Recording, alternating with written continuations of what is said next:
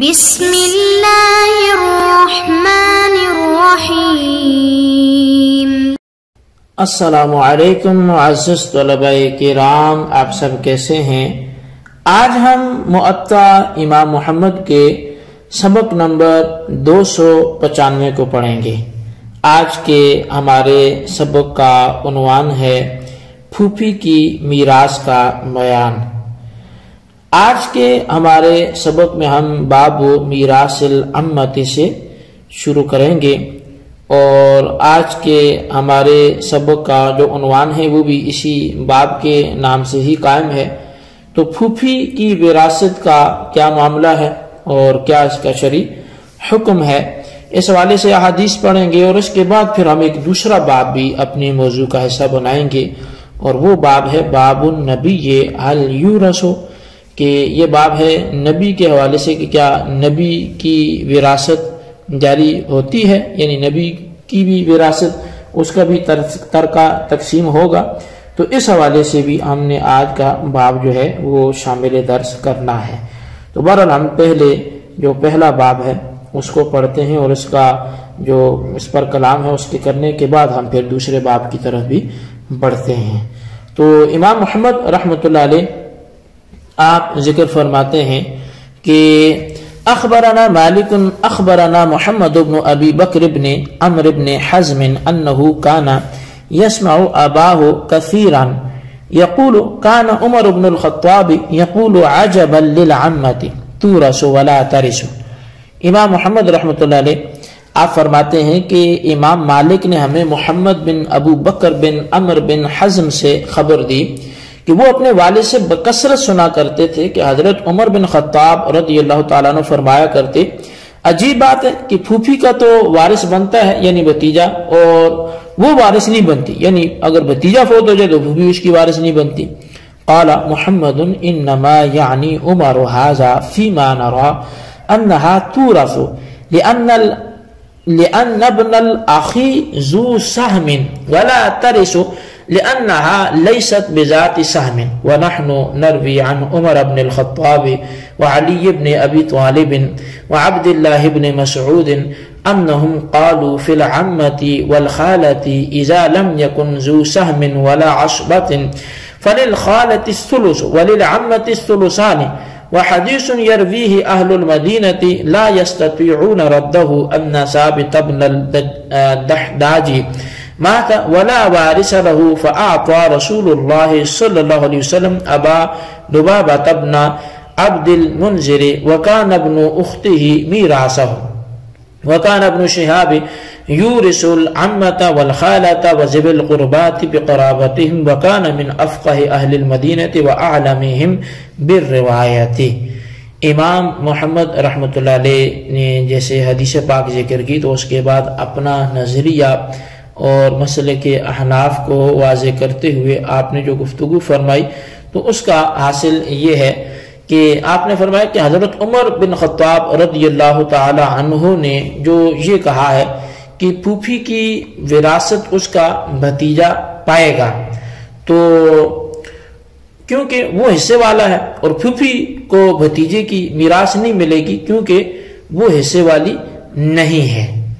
اور ہم حضرت عمر بن خطاب رضی اللہ تعالیٰ عنہ، علی بن ابی طالب رضی اللہ تعالیٰ عنہ، عبداللہ بن مسعود رضی اللہ تعالیٰ عنہ سے روایت کرتے ہیں، ان سب نے کہا کہ پھوپھی اور خالہ جب کوئی اور ذو سہم اور اسبہ نہ ہو تو خالہ کو 1/3 اور پھوپھی کو 2/3 جو ہے وہ حصہ ملے گا۔ اور وہ حدیث کے جسے اہل مدینہ روایت کرتے ہیں وہ اسے رد نہیں کیا جا سکتا۔ حضرت ثابت بن دحداج کا انتقال ہوا تو ان کا کوئی وارث نہیں تھا، تو حضرت نبی اکرم صلی اللہ علیہ وسلم نے اس وقت جو ہے ابو لبابہ کو اس کی میراث عطا فرمائی۔ ابو لبابہ بن عبد المنذر اس کا بھانجا تھا، تو ابن شہاب جو ہے وہ پھوپھی اور خالہ اور دوسرے قرابت والوں کو ان کی قرابت کی وجہ سے جو ہے وہ وارث بنایا کرتے تھے۔ آپ مدینہ کے رہنے والوں میں سے جو سب سے زیادہ فقیہ بھی تھے اور روایت کے اعتبار سے سب سے بڑے عالم بھی تھے۔ تو تو بہرحال پھوپھی کی میراث کے متعلق حضرت عمر رضی اللہ تعالیٰ عنہ نے تعجب کیا کہ پھوپھی مر جائے تو بھتیجا وارث اور بھتیجا مر جائے تو پھوپھی وارث نہیں ہوتی۔ اس سلسلے میں پہلی بات تو یہ ہے کہ یہ قول اور اس قسم کے مسائل اپنی عقل سے نہیں بنائے جاتے، لہٰذا مذکورہ مسائل کے بارے میں یہی کہا جائے گا کہ نبی علیہ السلام کا یہ فیصلہ ہے۔ دوسری بات یہ کہ ہم ابھی جو ہے اس چیز کو اچھی طرح جانتے ہیں اور کتب فقہ میں بھی پڑھتے ہیں کہ کسی عورت کا بھائی اگر اسبہ ہو اور وہ خود عورت اصحاب فرائض میں سے نہ ہو تو اسے ایسا نہیں ملے گا، جیسے کہ چچا کہ اسبہ ہے لیکن اس کی ہمشیرہ وہ اصحاب فرائض میں سے نہیں ہے، تو لہٰذا وہ چچا کی موجودگی میں اس کے ساتھ مل کر بھی اسبہ نہیں بنے گی بلکہ میراث سے محروم رہے گی۔ تو اب جس مسئلے میں ہم گفتگو کر رہے ہیں اس میں بھی پھوپھی بالاتفاق نہ تو اصحاب فرائض میں سے اور نہ ہی اسبات میں سے، لہذا جب تک اصحاب فرائض یا اسبات میں سے کوئی وارث موجود ہوا تو پھوپھی کو میراث نہیں ملے گی۔ امام محمد رحمۃ اللہ علیہ نے سیدنا عمر بن خطاب رضی اللہ تعالیٰ عنہ کے قول کی تعویل یہ فرمائی کہ پھوپھی کا محروم ہونا وہ اس سے یہ مراد نہیں ہے کہ اس سے کبھی بھی کسی صورت میں میراث نہیں ملے گی، بلکہ آپ کی مراد یہ ہے کہ جب ذوی الفروض اور اسبات میں سے کوئی موجود ہو تو پھوپھی تب محروم ہوگی، اگر ان میں سے کوئی بھی موجود نہ ہو تو پھوپھی ذوی الارحام میں سے ہونے کی وجہ سے میراث پائے گی۔ اگر کوئی شخص مر گیا، اس نے نہ کوئی اصحاب فرائض میں سے چھوڑا نہ اسبہ چھوڑا بلکہ پھوپھی اور خالہ چھوڑی، تو صورت مذکورہ میں کل مال کے 3 حصے ہوں گے، تیسرا حصہ خالہ کو ملے گا اور بقیہ جو 2 ثلث ہے وہ پھوپھی کو ملے گا، کیونکہ پھوپھی سے رشتہ داری باپ کے واسطے سے اور خالہ کی ماں کی وجہ سے، تو باپ کا حصہ بعض صورتوں میں ماں سے زیادہ ہوتا ہے، اس لیے یہاں بھی پھوپھی کو زیادہ اور خالہ کو کم حصہ ملے گا۔ امام محمد رحمۃ اللہ علیہ نے اس پر آثار نقل فرمائے ہیں جن سے حضرت کے قول میں جو بظاہر تضاد نظر آتا تھا وہ اٹھ جائے گا۔ تو خلاصہ یہ ہے کہ پھوپھی کے ساتھ اگر ذوی الفروض موجود ہیں تو پھوپھی محروم جو ہے وہ ہو جائے گی، اور اگر اس کے ساتھ کوئی موجود نہیں ہے تو پھر پھوپھی بھی وہ ذوی الارحام ہونے کی وجہ سے وارث بن جائے گی۔ تو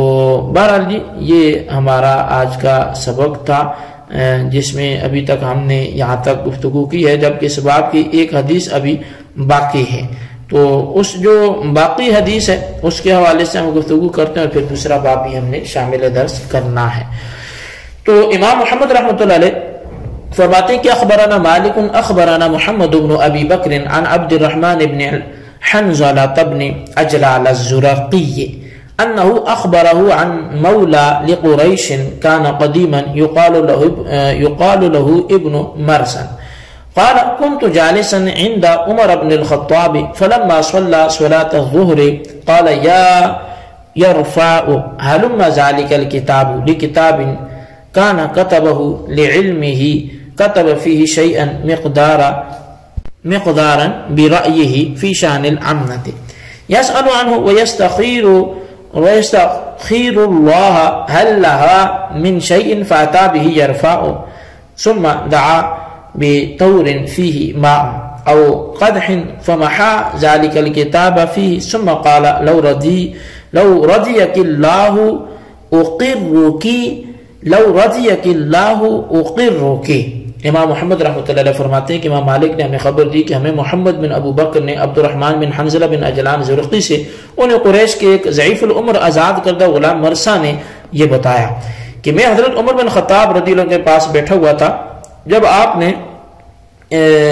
نماز ظہر ادا فرما لی تو کہا کہ اے یرفع وہ تحریر لے آؤ جس میں میں نے پھوپھی کے بارے میں میراث کے متعلق کچھ تحریر کیا ہے، تاکہ لوگوں سے اس کے بارے میں پوچھا جائے اور اللہ تعالیٰ سے استخارہ کریں کہ کیا پھوپھی کا کوئی حصہ ہے۔ یرفع اس تحریر کو لے آیا، آپ نے پھر ایک پیالہ کشت جو وہ پانی بھرا ہوا منگوایا تو اس تحریر کو مٹا دیا، پھر فرمایا کہ اگر اللہ تعالیٰ کی رضا ہوتی تو تیرا حصہ قائم رہتا، اگر اللہ تعالیٰ کی رضا ہوتی تو تیرا حصہ قائم رہتا، یعنی میں تیرے حصے کو قائم رکھتا۔ اس اصل میں جو مسئلہ مذکور ہے اس کی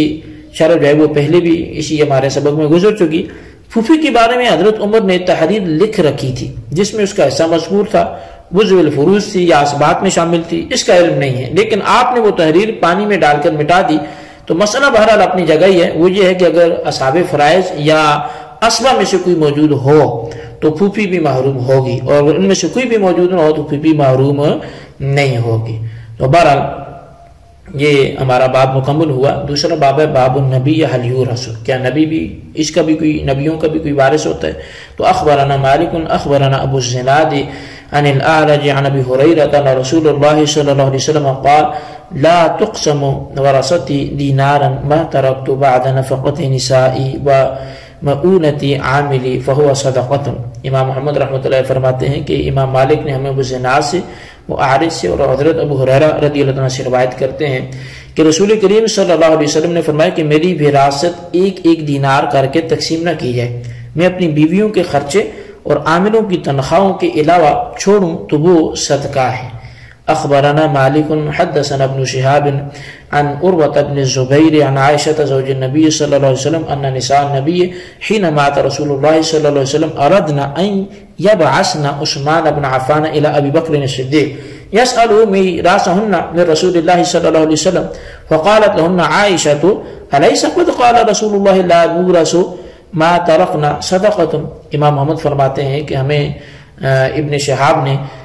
امام مالک نے ابن شہاب کے والے سے خبر دی کہ حضرت عروہ بن زبیر سے، اور وہ حضرت نبی علیہ السلام کی زوجہ سیدہ عائشہ صدیقہ رضی اللہ عنہ سے روایت کرتے ہیں کہ نبی علیہ السلام کے ازواج مطہرات نے آپ کے وصال کے بعد ارادہ کیا کہ حضرت عثمان بن عفان کو ابو بکر صدیق رضی اللہ عنہ کے پاس بھیجیں تاکہ ان سے نبی علیہ السلام کی بیویوں کی میراث کے متعلق پوچھیں امہات المومنین کے بارے میں۔ تو ان کو سیدہ عائشہ صدیقہ رضی اللہ تعالیٰ نے روک دیا اور فرمایا کہ کیا رسول اللہ نے یہ نہیں فرمایا تھا کہ ہمارا کوئی وارث نہیں ہوتا، ہم جو چھوڑیں وہ صدقہ ہے؟ تو بہرحال ان دونوں آثار میں یہ بیان ہوا کہ نبی علیہ السلام کی میراث نہیں ہے، بلکہ آپ نے جو کچھ چھوڑا وہ آپ کی ازواج مطہرات کے سال بھر کے خرچے اور عاملین کی تنخواہ نکال کر جو بچے وہ صدقہ ہے۔ اور حضرت عائشہ صدیقہ رضی اللہ تعالیٰ عنہ نے بھی دوسری ازواج مطہرات کو نبی علیہ السلام کے یہ ارشاد سنایا کہ آپ نے اپنی میراث کی نفی فرمائی اور مال متروکہ کو صدقہ قرار دیا۔ تو بہرحال جی یہ ہمارا آج کا سبق تھا، اس کو آپ اچھی طرح سمجھیں اور اس کے خلاصے کو اپنے رجسٹر پر ضرور لکھیں۔ اللہ تبارک و تعالی سے دعا کرتے ہیں جو ہم نے پڑھا سنا اسے یاد رکھنے کی توفیق نصیب فرمائے، آمین بجاہ النبی الامین صلی اللہ علیہ وسلم۔